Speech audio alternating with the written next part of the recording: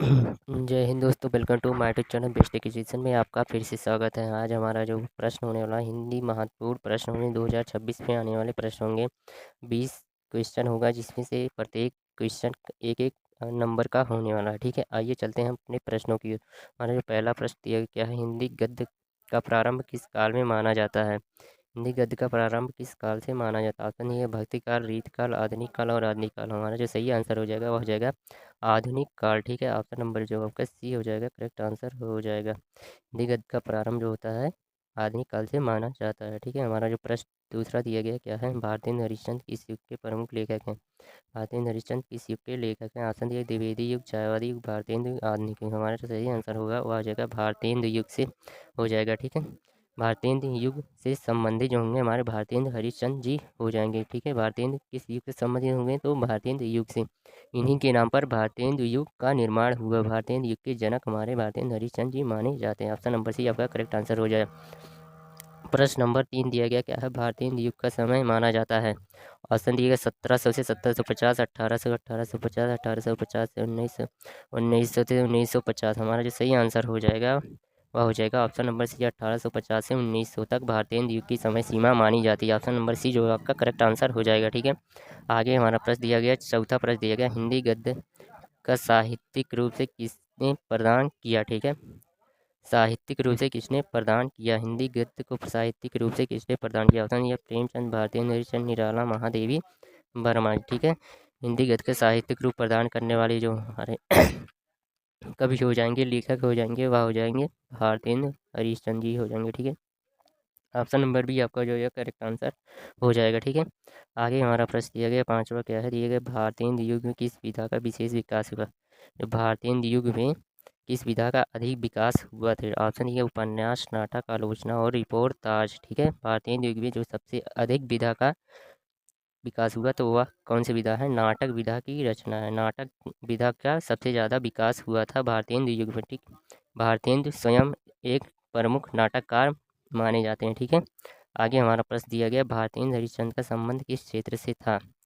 भारतेंदु हरिश्चंद्र किस क्षेत्र में अधिक योगदान दिए? ऑप्शन दिए कविता, नाटक और गद्य, केवल कहानी, केवल निबंध। जो सही आंसर हो जाएगा वह हो जाएगा हमारा ऑप्शन नंबर बी, नाटक और गद्य में भारतेंदु हरिश्चंद्र का महत्वपूर्ण योगदान रहा। ऑप्शन नंबर बी जो है का करेक्ट आंसर हो जाएगा। हमने पहले भी बताया जो भारतेंदु जी एक प्रमुख नाटककार माने जाते हैं। ठीक है, आगे प्रश्न दिया गया हमारा क्या है, द्विवेदी युग के प्रमुख लेखक कौन? ऑप्शन दिया भारतेंदु हरिश्चंद्र, महावीर प्रसाद द्विवेदी, प्रेमचंद और अज्ञे। ठीक है, द्विवेदी युग के प्रमुख लेखक कौन हैं? ऑप्शन दिया गया जो हमारा सही आंसर महावीर प्रसाद द्विवेदी के नाम में द्विवेदी जी हैं। ठीक है, द्विवेदी युग कौन? Mahavir Prasad Dwivedi. Option number B जो का करेक्ट आंसर होगा। आगे प्रश्न दिया गया हमारा क्या है, सरस्वती पत्रिका का संबंध किस युग से है? सरस्वती पत्रिका का संबंध किस युग से है? भारतेंदु युग, द्विवेदी युग, छायावाद युग, प्रयोगवाद युग। ठीक है, हमारा सही आंसर है सरस्वती पत्रिका का संबंध होगा वह किस युग से होगा? द्विवेदी युग से होगा। ठीक है, द्विवेदी युग से होगा। हमारा जो बी ऑप्शन होगा करेक्ट आंसर हो जाएगा। आगे प्रश्न दिया गया क्या हमारा नौवां प्रश्न दिया गया, द्विवेदी युग में भाषा कैसी थी? द्विवेदी युग की जो प्रमुख भाषा कैसी थी? ऑप्शन ये कठिन और संस्कृत निष्ठ, अत्यंत सरल, फारसी मिश्रित, उर्दू प्रधान। मतलब सही आंसर हो जाएगा द्विवेदी युग की जो भाषा थी कठिन और संस्कृत निष्ठ थी। ऑप्शन नंबर ई जो होगा करेक्ट आंसर हो जाएगा।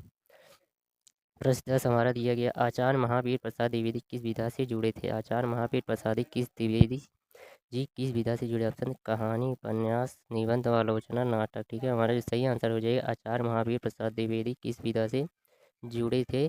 तो हो जाएगा हमारा निबंध और आलोचना। ठीक है, द्विवेदी जी निबंध व आलोचना के प्रमुख लेखक माने जाते हैं। ऑप्शन नंबर सी जो है करेक्ट आंसर हो जाएगा। आगे प्रश्न दिया गया 11 हमारा क्या है, प्रेमचंद किस युग के प्रमुख गद्यकार हैं? प्रेमचंद किस युग के प्रमुख गद्यकार माने जाते हैं? ऑप्शन ये भारतेंदु युग, द्विवेदी युग, छायावाद युग और आधुनिक युग। हमारा सही आंसर हो जाएगा, हो जाएगा आधुनिक युग। ठीक है, प्रेमचंद जो है आधुनिक युग के प्रमुख गद्यकार माने जाते हैं। ऑप्शन नंबर डी आपका करेक्ट आंसर हो जाएगा। आगे हम चलते हैं, दिया गया हमारा ब्रह्म प्रश्न, प्रेमचंद को किस विधा का सम्राट कहा जाता है? मुंशी प्रेमचंद को किस विधा का सम्राट कहा जाता है? दिया निबंध, कहानी, नाटक, कविता। तो हमारा सही आंसर हो जाएगा प्रेमचंद को क्या है, कहानी विधा का प्रमुख सम्राट कहा जाता है। क्या है, कहानी विधा के सम्राट कहलाते हैं हमारे मुंशी प्रेमचंद जी। ठीक है, ऑप्शन नंबर जो आपका बी हो जाएगा सही आंसर हो जाएगा। आगे हमारा प्रश्न दिया गया है, प्रश्न 13, प्रेमचंद का मूल नाम क्या है? प्रेमचंद का मूल नाम क्या है? हरिवंश राय दिया गया है, धनपत राय दिया गया है, रामचंद्र और श्यामलाल। इनका जो मूल नाम था वह क्या था? धनपत राय था। ठीक है, ऑप्शन नंबर बी आपका जो है करेक्ट आंसर हो जाएगा।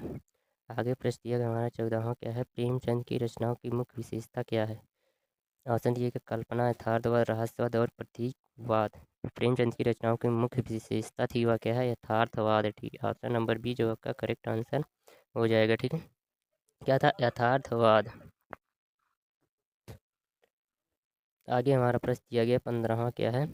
दिया गया हिंदी गद्य का सामाजिक आधार किसने दिया? हिंदी गद्य का सामाजिक आधार किसने दिया? ऑप्शन दिए भारतेंद्र द्विवेदी, प्रेमचंद प्रसाद। हिंदी गद्य का जो सामाजिक आधार दिया था वह मुंशी प्रेमचंद जी ने दिया था। ऑप्शन नंबर जो आपका सी हो जाएगा करेक्ट आंसर हो जाएगा। क्या हो जाएगा? प्रेमचंद्र। ठीक है, प्रेमचंद जो हो जाएंगे या हिंदी गद्य का सामाजिक आधार दिए थे। प्रश्न 16 हमारा क्या दिया गया? भारतीय युग में भाषा किस पर आधारित है? भारतीय नृत्य किस भाषा पर आधारित? ऑप्शन डी ब्रज, अवधी और खड़ी बोली उर्दू। हमारा जो सही आंसर हो जाएगा वह जाएगा खड़ी बोली। भारतीय युग में सबसे अधिक क्या है? खड़ी बोली का प्रयोग हुआ था। ऑप्शन नंबर सी जो आपका करेक्ट आंसर हो जाए।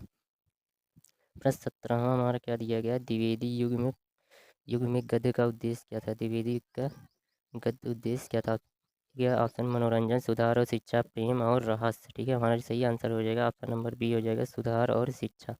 द्विवेदी युग में गद्य का प्रमुख उद्देश्य सुधार और शिक्षा था। ऑप्शन बी जो आपका करेक्ट आंसर हो जाए। ठीक है, आगे हमारा प्रश्न दिया गया 18वां क्या है? प्रेमचंद युग को किस नाम से जाना जाता है? प्रेमचंद युग को और किस नाम से जाना जाता है? ऑप्शन दिया यथार्थवादी युग, छायावादी युग, भक्ति युग और रीत युग। हमारा सही आंसर हो जाएगा प्रेमचंद युग क्या है? यथार्थवादी युग माना जाता है। ऑप्शन नंबर ए जो आपका करेक्ट आंसर हो जाएगा। हमारा जो ए ऑप्शन हो जाएगा करेक्ट आंसर होगा। आगे चलते हैं, हमारा प्रश्न दिया गया 19 क्या है? हिंदी गद्य का सर्वाधिक विकास किस काल में हुआ था? हिंदी गद्य का सर्वाधिक विकास किस काल में? ऑप्शन दिया आदिकाल, भक्तिकाल, रीतकाल और आधुनिक काल। हमारा जो सही आंसर हो जाएगा ऑप्शन नंबर डी आधुनिक काल। हिंदी गद्य का सर्वाधिक विकास आधुनिक काल में हुआ था। ऑप्शन डी आपका करेक्ट आंसर होगा। प्रश्न 20 दिया गया हिंदी गद्य का आधारशिला किसने रखी? हिंदी गद्य का आधारशिला किसने रखी? ऑप्शन दिया महावीर प्रसाद द्विवेदी, भारतेंद्र हरिश्चंद्र, प्रेमचंद और रामचंद्र शुक्ल। जो हिंदी गद्य की आधारशिला रखी थी वह क्या है? भारतेंद्र हरिश्चंद्र जी रखे थे। हिंदी गद्य के प्रमुख लेखक माने जाते हैं भारतेंद्र हरिश्चंद्र जी। ठीक है, तो आज की वीडियो को यहीं पर एंड करते हैं। हमारे ऐसे नए वीडियो पाने के लिए best tech education YouTube channel को जाकर आज सब्सक्राइब कर लीजिए और लाइक करना ना भूलें। ठीक है, लाइक करने से आपके पास हर नए वीडियो का नोटिफिकेशन पहुंच जाता है। मिलते हैं फिर नेक्स्ट वीडियो में, तब तक के लिए ऑल द बेस्ट।